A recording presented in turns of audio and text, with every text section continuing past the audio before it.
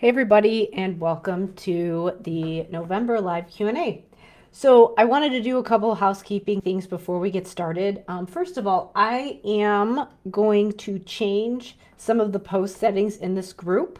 I noticed when I went to get ready for this call today that I missed a handful of your questions this past month. For some reason, I did not see them in my Facebook notifications. So I am going to put change it so that you have to approve your posts beforehand. Um, I'm going to see if this makes it easier for me to see them. Um, I might experiment with that and see if that is a little bit easier because I don't want to miss your posts. If you guys ask a question, especially if you have an eval coming up, if I wait a couple weeks to answer your question, obviously the eval is passed and that doesn't help you. So I want to make sure that I'm getting to these questions within 24 to 48 hours of when you're posting them. So I'm going to experiment with the post approval. If you notice that you are able to post without being approved beforehand, then that means that I turned it off for whatever reason.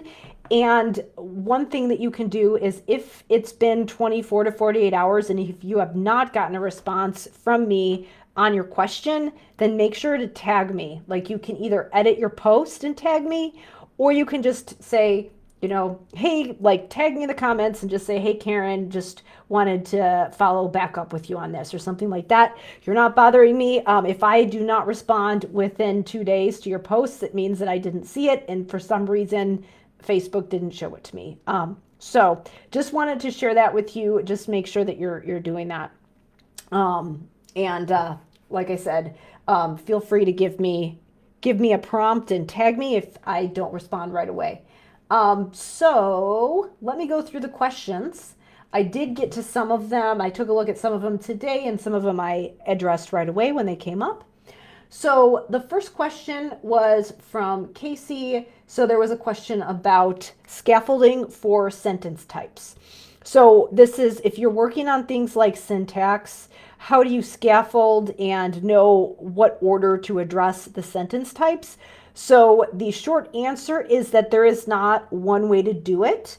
There are times when you can actually try a harder sentence type and it can facilitate the other ones. So you don't need to be super rigid about this. But in Module 4, in the Ultimate Guides to Sentence Structure, I do give you some outlines and some guidelines for some ways that you can kind of go from easier to harder just for your information. Again, you don't have to wait until, like start at the beginning and go through all of them, but it does give you an idea of how to go back and forth and mix it up a little bit, especially if you notice that your students are struggling with the more difficult ones. If you want to throw some of the easy ones in there to mix it up, it's always good to mix it up and mix different types in there. And then also just for the purpose of helping your students feel successful and backing up to some less difficult skills if you notice that they are struggling with the more challenging ones. With things like passive voice versus complex sentences are really important because they require you to connect ideas together. I would say that one is a high priority, but passive voice is pretty important as well. And there's not really a magic order that you have to do for one or the other. I would focus on one, work on one. You can do a couple sessions of that, and then you can cycle on to another one, just like we do with a lot of the other skills in here. So you do want to mix it up a little bit, but I do give you a general hierarchy that you can follow just to give you some ideas of how to handle that. So check that out in Module 4, and then also in your materials library. Again, to go to the materials library, you want to just scroll past your modules, and you'll see a post that says Materials Library in your dashboard. And this is if you have Language Therapy Advanced Foundations. So you scroll down to your materials library and go to the section on syntax. And you should also have your Ultimate Guides to Syntax in there as well. But the Ultimate Guides to Syntax are also in the Module 4 download section as well. So that's where you can get more information about scaffolding for syntax.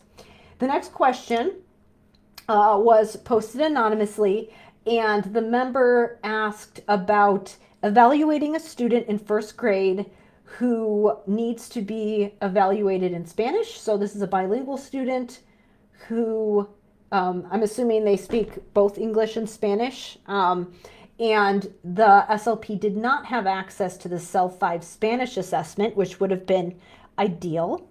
And so in this situation, should we have somebody who is a translator give the assessment in Spanish? So there were some concerns brought up that with some of the subtests that are given, because they are based on English syntax, does it make sense for them to be done in Spanish? So yes, you're correct. It is going to be an issue, and so it will be difficult to use those scores from that subtest. So you have a couple options here. So obviously the best option is to be able to get access to the Spanish assessment if there's some way you can do that. I would say that when you're in a pinch like that, it is good. I would get in the habit, and this is for anybody, and this is just proactively, see if there are any places that you can go, if there's any way that you can find a way to share resources and assessments. So when I was in my district and we had a special education cooperative, I know that it's different state by state. In Illinois, they're called cooperatives. I know in other states they're called different things, where there is the district. I was a district employee, but the special ed administrators and some of the other special ed staff worked for a co-op, and the district paid into the co-op so that they could get the support from the co-op. So the special ed administrators and the psychologists and social workers were provided by the co-op. So because we were part of that co-op, we also had regular meetings with the speech department, so all the speech pathologists from the co-op, and we would share tests when among all of the SLPs in the co-op. So if we had a situation like this come up, we could email everybody and be like, hey, does anybody have a Self 5 Spanish?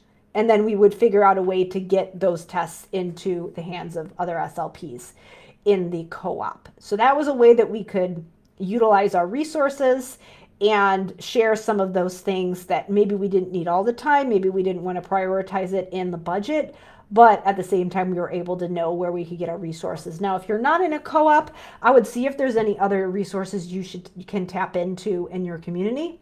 Are there any universities nearby? Are there any other districts that are within driving distance, other SLPs that you can collaborate with, where you can kind of compare what tools you have for situations like this? So that's something to think about in the future. But obviously, if you're not able to get the Spanish assessment, I did share my conversation with Meg Morgan, who did an interview with me on my podcast about multilingual evaluations. And she talks about how you can use a portfolio approach. So she does talk about interpreters. I would be curious. I'm not sure how she would handle it in a situation where the test is assessing syntax. But I would imagine that if you have a case where you're using the test and you know that you technically can't use the standard scores, you can report them for certain subtests, but you might not be able to get an overall score. And if that's the case, then you would have to go with more of a narrative description and use other things in your portfolio to be able to make a determination. Unfortunately, it's challenging to get a good picture of language from an assessment. It's even more challenging when you have a test that is evaluating syntax that doesn't have the same sentence structure as whatever the subtest is in. So what you could do additionally is, if you wanted to get something that is similar to the recalling sentences subtest, you could create your own probes that would be appropriate in Spanish. It wouldn't be standardized, but you could get some non-standardized data and come up with some descriptive statements. Another thing that could be important to do, especially if you have students who speak multiple languages, is that you can actually do something that looks like a therapy activity and assess a student's response to that intervention. So if you wanted to look at syntax, you could look at your student's ability to do that task, something similar to what they're asking in the formulating sentence or the recalling sentences subtest. something like that, you could do something similar in both English and Spanish or whatever the languages are, and see if a student is able to improve their ability to do the task given some teaching, because that might help you to compare English and Spanish. So yeah, I mean, with this type of a situation, you want to use a translator wherever you possibly can. You want to make sure that they're trained so that they're not changing the child's responses or changing your responses, which can be challenging. But also you want to just, when you don't have a good assessment because there's a difference in the language structure, you want to try to supplement it with a similar task in that language using a non-standardized measure. And I know that this can be very challenging because sometimes your district wants those scores. So at least if you can get as many as you possibly can, and then use these other things to pull in to get a rich description of the language, then that's going to be ideal. And I know that there might be other challenges that come up with that. For example, if you do something that is just a simple naming task, does that pull out all of the information? So, again, and that's the problem with using a test that is kind of just assessing a superficial measure of vocabulary. It's not that those tests are irrelevant, but as you know, that they sometimes miss kids. So the person who posted this, I hope that this helps. And like I said, I apologize for not getting to this sooner.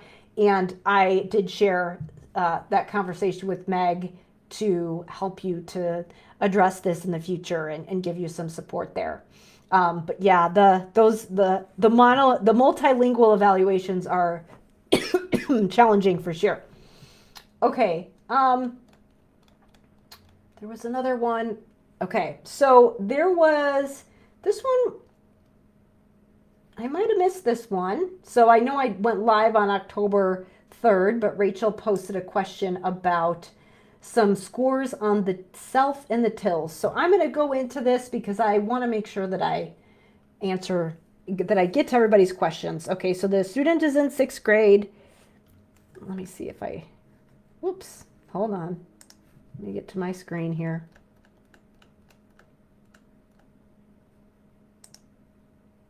Okay, yeah. All right, so the student's in 6th grade is being reevaled. We're looking at vocabulary and reading comprehension. Is a decent reader. Oral and language comprehension didn't match his reading comprehension. And we're trying to figure out what's the difficulty here. So is it a language issue? Should we be working on syntax? Should we be working on executive functioning? So I'm curious. So if this student is still on your caseload, I would say that there is a chance, especially if you've been working on syntax for a while and if you feel like you've really addressed those vocabulary things, if we should pull in some of those things that are relating to executive functioning. So I wanted to talk a little bit about big picture, how we want to think about language versus executive functioning, specifically when we use this framework, but also just your high-level strategy. So the reason that I focus so much on building those underlying language skills in here, in language therapy, advanced foundations, and some of the other programs that are there in this group as well, is that many times when you're in SLP and you're working in the schools, you have language and you have executive functioning, and these two things go together. And when you think about your role, there are a lot of people who can address executive functioning because it impacts everything. But you are the expert in language. And yes, there are some overlaps because we've got language, we've got literacy, and language impacts the other parts of the day as well. But the executive functioning piece is so big because it requires you to think about more than just your therapy. It requires you to think about how you're coaching and training other people in addition to what you're doing in therapy. So if you are feeling overwhelmed and you feel like you don't have a good system for either one of those things, I recommend focusing on language because number one, you are the language expert as the speech pathologist. It makes sense for you to have a really solid understanding of that part of your job, first and foremost. And then what you can do while you're building your language therapy protocol is, number one, get really clear on what you're doing to address that area that is going to be very comprehensive and address a lot of the issues your students are having. And at the same time, help you be more confident in that particular area and in your personal operating procedures when it comes to language therapy. Because many people who are in here, after a while, they realize, you know what? Now that I feel really good about showing up to my sessions, I want to think about how I can start working with somebody else on my team. And so they can do that with language, but then that kind of opens you up to be able to address the executive functioning even more effectively. So because executive functioning affects everything, people who are working with kids across the day should be pulling it into whatever it is they're doing. So there are ways that when a reading teacher is working with kids on decoding, you can practice that internal dialogue that you would need to use when you're looking at a word. Like let's think about the sounds and think about the letters, and they can model that self-talk that kids need to be able to cue themselves to look the right place when they're reading. Or a math teacher could do the same way. A PE teacher could do the same thing, because there's tons of opportunities to practice reading the room and social skills and all of those things in the PE setting. Now, of course, they need to address their content area as well, but they can pull executive functioning into that area. That is what ideally should be happening and what would be best for kids. Now, for the SLP, what you can do is be really good at addressing those areas, the artic, the voice, the fluency, and the language, and you can pull executive functioning in to those areas. And first and foremost, get really good with addressing all of those areas, because that's going to help you feel solid in your role. Now, good language therapy also focuses on executive functioning as it applies to linguistic tasks. Those language skills that you're building are going to be really important for supporting kids' executive functioning skills, because part of executive functioning is your ability to engage in internal dialogue. And if you don't have the language skills to do that, if you don't have solid sentence structure and understand those temporal and spatial terms that often come up in complex sentences, it's going to be hard for you to continue to build your executive functioning skills. But at the same time, while we're working on things like semantics, while we're working on things like syntax and morphology, we can also be pulling in executive functioning. And the way that I show you how to do those things in this program already embeds a lot of that work in there. So when you're doing semantic feature analysis and you're teaching kids to generate ideas about a word using self-questioning, you are working on executive functioning. That is part of the self-questioning. That is part of the retrieval. It's part of ideational fluency, being able to come up with lots of ideas. So there's some executive functioning worked into there, and you're probably also pulling in visuals. So you're assisting their ability to visualize things.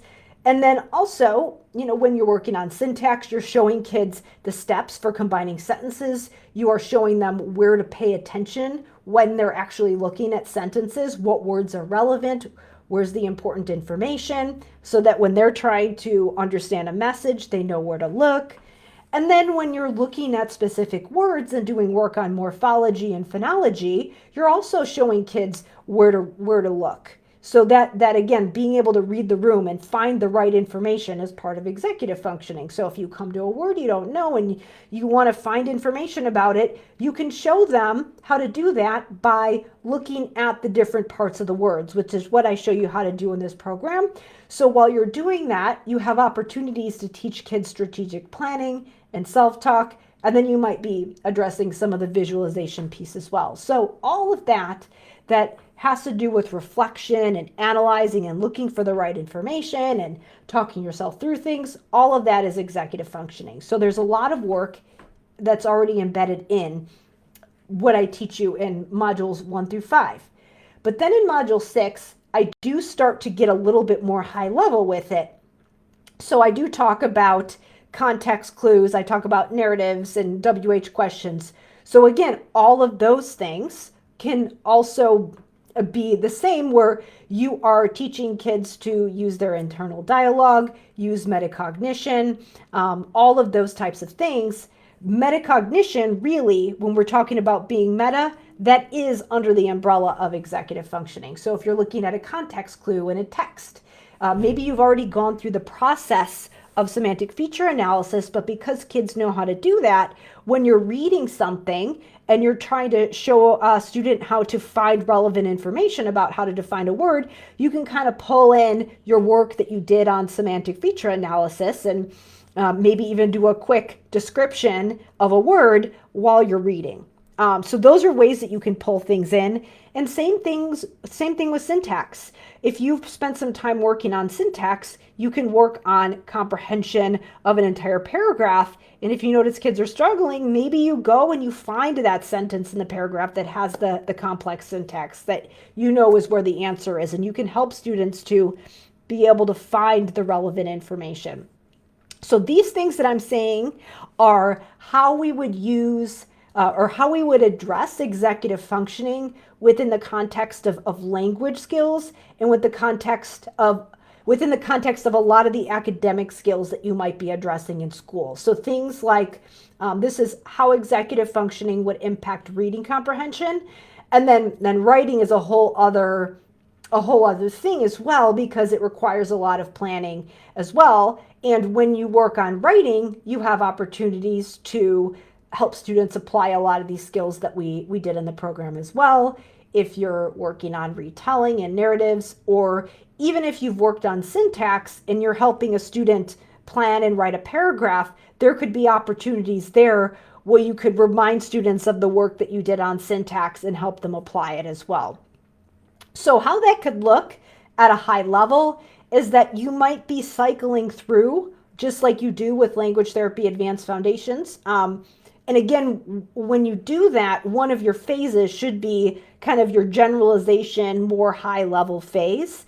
And how that would look over time, if you've spent a decent amount of time on the things that are more intensive and structured, like the direct work on syntax, is that maybe those phases are shorter and you're spending more time on those high level things. So it's not that those high level things are bad things to do. It's just that if you're only focusing on those things and you're not addressing the syntax, the vocabulary, then oftentimes there's the missing piece. And what I'm showing you how to do in here is be the missing piece. And then eventually what we want to do is start to add those other things as well. And we're often doing what we do if we're really working on the language piece. We're doing that often with the assumption that a lot of other people might be working on some of these other things, whether it's a special ed teacher, a reading teacher, or a general education teacher. So we want to think of ourselves as this piece within an ecosystem. And yes, it does, once we get to that point where we have some additional bandwidth and we've worked on these skills, it does make sense for us to start to pull some of these things as well. But what we don't want to do is just start with those things when we know that kids don't have the foundation. And so really what we do in here is make sure that kids have access to those skills, because that really can impact their ability to engage in some of this, the ideation and the retrieval and the thinking of different ideas and options and strategic planning and talking yourself through the steps and all those things that are executive functioning skills. It is really difficult to do that if you don't have those solid language skills. So is it possible that this student does need some additional work that is more focused on executive functioning? It's definitely possible. And if you feel like you've really hit those areas well, I would say make sure you still cycle through them, but start to work in some of those other things that are higher level and see how your student responds. And then maybe you could gradually phase those other things out, and then you are focused more high level. So that is something you can experiment, is start to pull it in and see how your student responds. And I think that with this kind of work, our students always could use more help with things. With executive functioning specifically, it is kind of difficult when you are in a school to address it, because a lot of people think it's not your job, or it's somebody else's job, and it's absolutely within your scope, but figuring out who's doing what does get to be challenging in the school setting. How I recommend people do it is just kind of at a high level, how they're building their skills is get good at the language therapy and what you're doing in therapy, which is what I help you do in here. Get good at the executive functioning piece, which, you can start to build on those language specific tasks, but then you can also, when students are ready, start to work in some of those other things that go beyond those academic tasks. And this is, this could be things like how it interacts, affects them socially, how it's impacting them just from a, like strategic planning overall in their lives, those types of things. And it's not necessarily that those things shouldn't already be addressed by other people. It's, because those things that I just mentioned, if they're having a difficult time socially, or if they are having a hard time managing their things or regulating their emotions, or understanding, developing their sense of time, if those things are an issue, obviously those are going to be really impacting students. But the challenge becomes that you as a clinician need to build your skills strategically and put things in place one at a time. And it's really difficult to do that. So you can actually get some of the supports in place faster if you focus on doing this in layers. If you focus on the direct intervention and then, different layers of that, because then what you can do is get to the point that you're talking to all those other people who could be addressing the language and executive functioning and adding different layers of the way that you do your services. So this is really more about planning for how to scaffold for yourself rather than for your students. Because then ideally, once you get good at having all those different things in place on your team, when you have new students come in, you're going to have all that programming in place. So it does require some creative thinking, especially depending on the size of your caseload. But this is how I recommend that you kind of navigate your job. So this is about navigating your career and your job, not just navigating how you think of yourself or just how you plan your sessions. So I hope that makes sense, both from a clinical standpoint as well as a leadership standpoint. I do, as I said, executive functioning is a whole other thing that requires a lot of other planning from a teaming standpoint and from you knowing how to structure your schedule and things like that. And then there's also the, what do you do in therapy and how do you assess it and what are the goals and all of those things. So there are things that I teach above and beyond what I teach for language therapy, but because it's so much, that is something that I do address in a separate program in the School of Clinical Leadership. So that's why I structure things the way that I do, because I want you to have this in phases. But I will say that even my colleagues who are executive functioning experts are like, sometimes those kids, and a good portion of those kids that have those language issues, they really need that intensive language therapy. And we do our best to make sure that that high level support is in place in our buildings in the meantime, while we're really working on that. And then again, once we're ready, once we have the bandwidth mentally, we can start to think about how we can start to coach other people to support the language and executive functioning outside of our therapy room. Because really, once we get to that point that we feel like we've got that solid intervention, or we've done that solid intervention for students, we want to make sure that those other things are in place. Okay, last question. I think I got through everything. Okay. So there was a question about writing a tier 2 vocabulary goal. There have been quite a few posts in here about goals, and I did share some of them in the posts. So that's going to be the starting point. This is Angela who asked this question. So check out some of those resources that I linked to for more information about goals. But one question that was asked that I wanted to address was, if I foresee some of my students needing additional support, how should we put some of those things within the goal? So it's really kind of asking, should I just write the goal at the level that I think that they can do it, or write the goal knowing that we're going to grow? Or should I make the goal a little bit harder and put the supports in the goal and, say that, put some kind of a prompting and write that into the goal.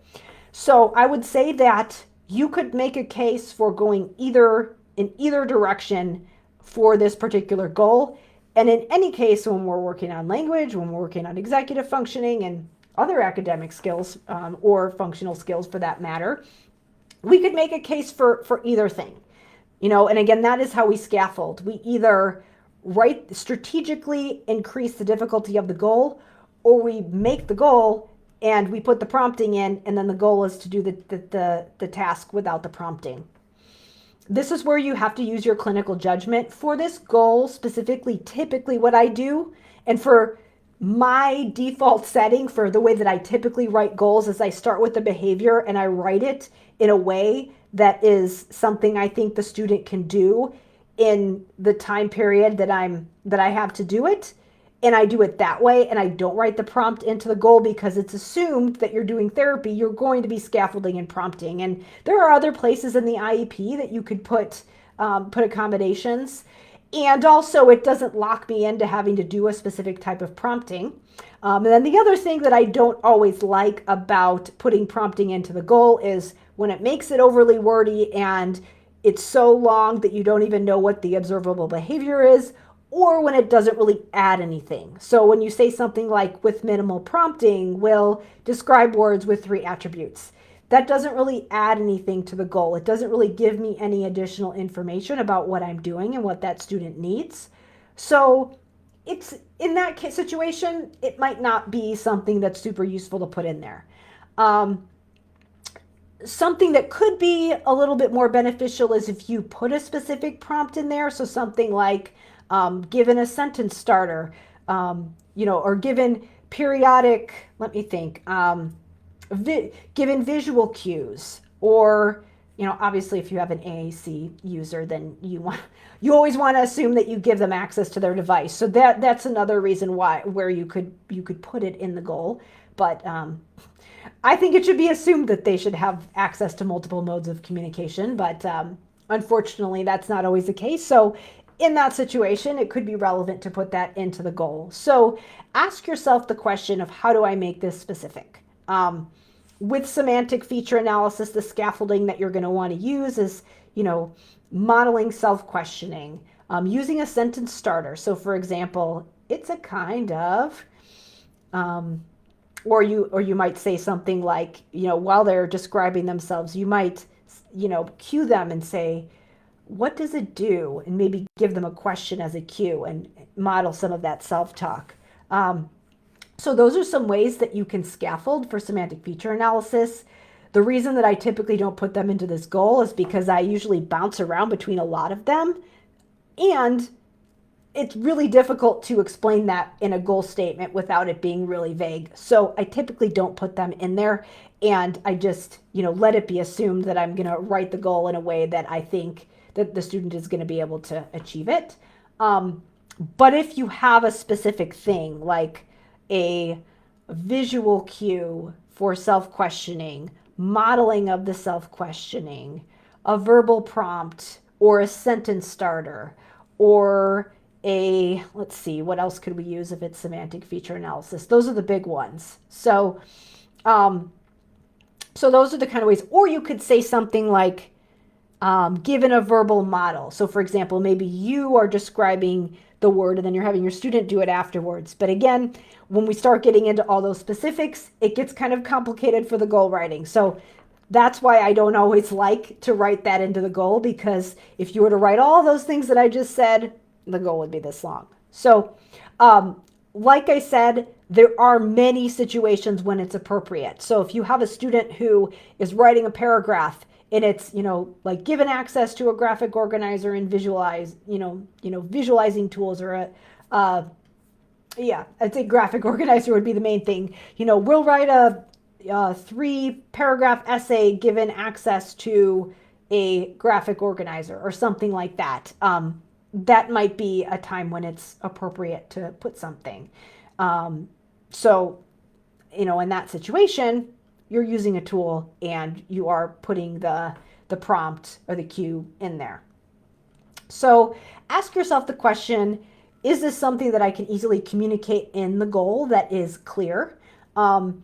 Is this something that my student can reasonably achieve in this length of time? And if not, is there a way that I can write the goal so that it's more achievable? Maybe you only want them to be able to say one or two attributes about the word. And is this adding additional information to the goal that would be helpful? Another thing to think about is, would this box me into having to do it a certain way in my therapy?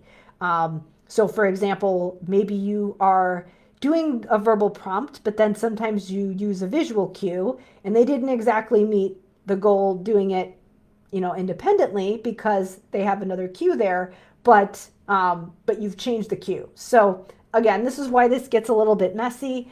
Obviously, with students, you always want to give them access to the right scaffolding and support that they need. You don't want to, yes, maybe in certain situations you might want to, for assessment purposes, just say, hey, let's see how we do just on our own. But functioning out in the environment, you always want to make sure that you give students access to the visuals and the supports that they need and allow them to use the modes of communication that they need as well. So, keep those things in mind when you're doing this, but those are some things that you want to think about when you're writing those goals. So I hope that helps. Let me know if you have any additional questions.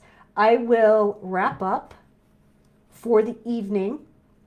And like I said, I want to make sure that I get answers to your questions within 1 to 2 days of when you post them. So please tag me in a post so that I see it.